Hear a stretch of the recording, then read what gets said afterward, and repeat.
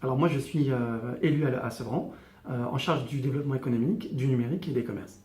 Je suis également membre du comité stratégique du Grand Paris, où on réfléchit avec d'autres élus et des spécialistes du numérique sur les stratégies à mettre en œuvre dans le cadre du métro.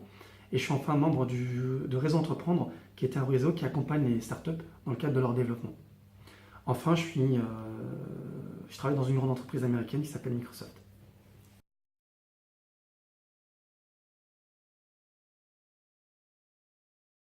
Alors aujourd'hui, quand on est jeune, on a plein de rêves, on a envie de changer le monde. Changer son territoire, c'est être un acteur de ce changement. Personne ne le fera à votre place. Aujourd'hui, il faut savoir que euh, pour changer le monde, il faut se donner les moyens et les outils nécessaires. Moi, je suis né à Sevran et il y a quelques années, je ne me rendais pas compte de la chance que j'avais justement de pouvoir évoluer, avancer dans ma vie. Et aujourd'hui, je suis devenu maire adjoint de la ville qui m'a vu naître. Donc c'est un honneur et je pense que ça, c'est à la portée de tous les jeunes. Et être un acteur de sa ville, c'est contribuer au développement de sa ville. On ne peut pas toujours demander à sa ville de se développer. Je pense qu'il faut aussi se poser la question tous les matins quand on se lève, qu'est-ce que moi je peux apporter à ma ville?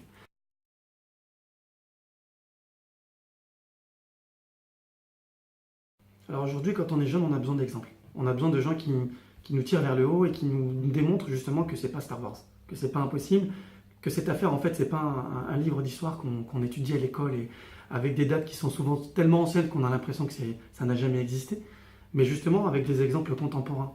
On peut prendre quelques exemples français. Le Bon Coin, moi j'avais rencontré les actionnaires il y a quelques années quand c'était encore un petit site où on essayait justement de mettre le lien entre les jeunes, les habitants et puis des objets de valeur.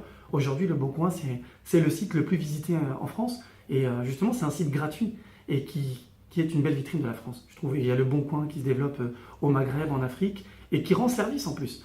Donc être un acteur aujourd'hui de son territoire, c'est aussi se donner les moyens de transformer ce territoire. Si on prend par exemple des exemples transatlantiques, Bill Gates, quand il a créé son entreprise dans un garage, aujourd'hui, il ne pensait pas, il y a 20-30 ans de cela, que Microsoft deviendrait ce qu'elle est devenue aujourd'hui.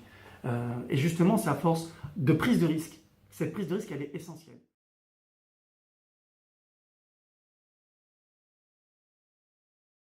Le numérique aujourd'hui, très concrètement, il est à la portée de tous. Il n'y a pas de discrimination sur le numérique.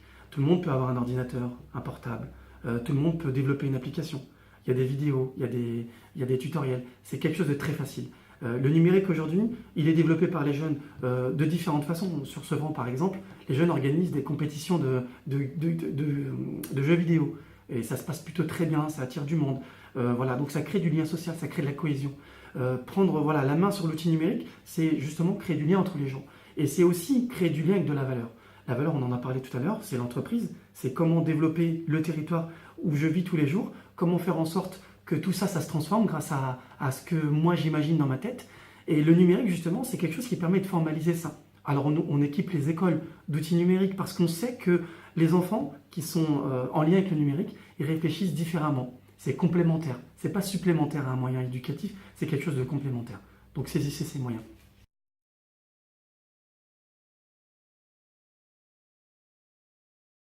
Alors, c'est important que la ville devienne très solidaire parce que déjà quand on prend l'histoire, l'histoire montrait que malheureusement c'est la réalité, on a toujours eu des classes sociales très différentes, des classes sociales aisées, des classes sociales pauvres, des gens qui marchaient sur les trottoirs parce qu'ils étaient riches, des gens qui étaient exclus de ces trottoirs parce qu'ils étaient pauvres.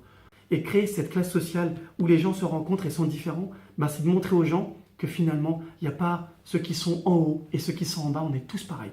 Et nous, on a aussi comme rôle de montrer qu'on est tous pareils et qu'il faut s'accepter comme on est. Et comme on est, on peut avancer ensemble, différemment, mais on peut tous avancer et vivre ensemble. C'est ça aussi la beauté du numérique, parce que le numérique, il met en lien tous les gens de cette façon-là.